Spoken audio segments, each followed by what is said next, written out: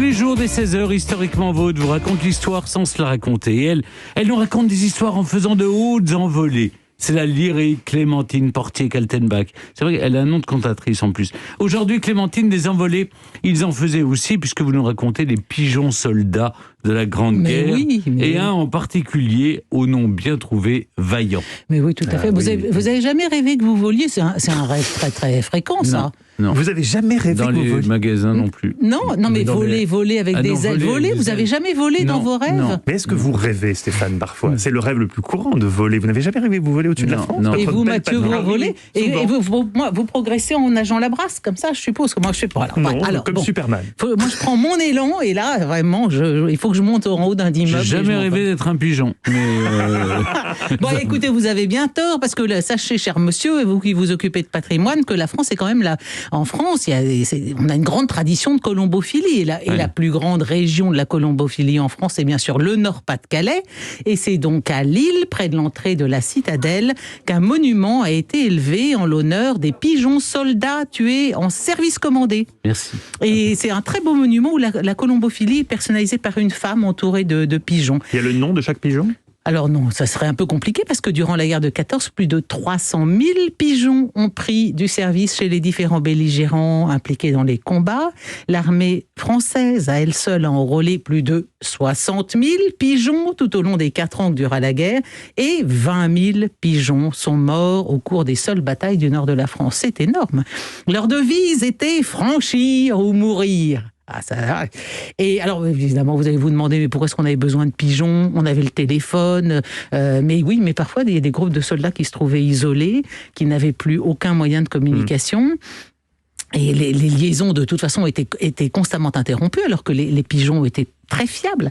C'est pourquoi, déjà dans la guerre de 70, la France disposait de centres d'instruction de colombophilie militaire.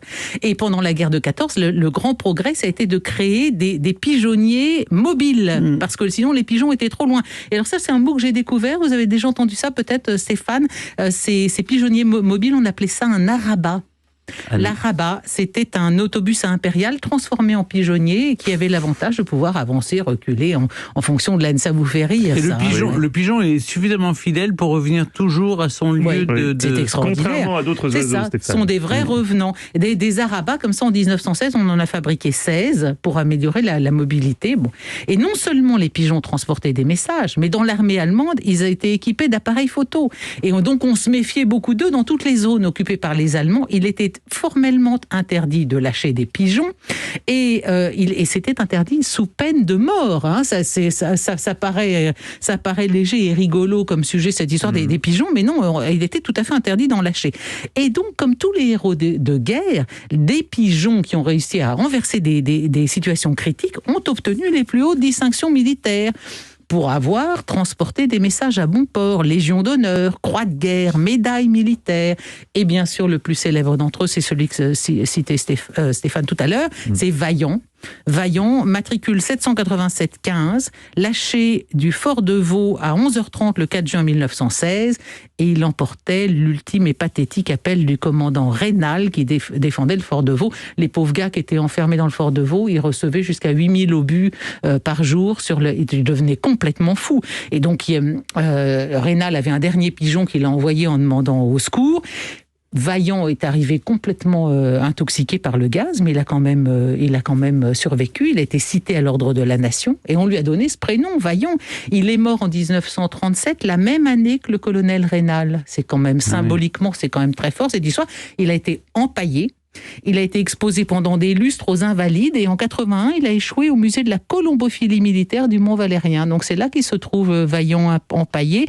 Et aujourd'hui encore, à titre de tradition, l'armée entretient toujours un colombier militaire de plus de 280 pigeons voyageurs. On est quand même très très loin de la ressource disponible pendant la Première Guerre, mais il y a quand même encore à peu près 300 pigeons. Vaillant, il a fait l'objet d'un film d'animation il n'y a pas si longtemps, en 2005. Et enfin, je suis quand même allé regarder votre histoire dans le quiz là, de Mike Tyson qui aurait dépensé $2 millions pour un pigeon.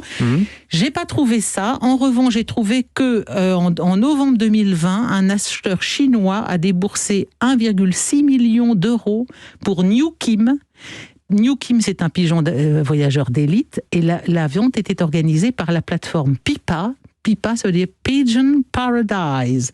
Donc, je vous dis que les pigeons ont repris du service, oui, ils ont repris du service, plus d'1,5 million d'euros pour un volatile. pour New Kim. Incroyable. Merci Clémentine.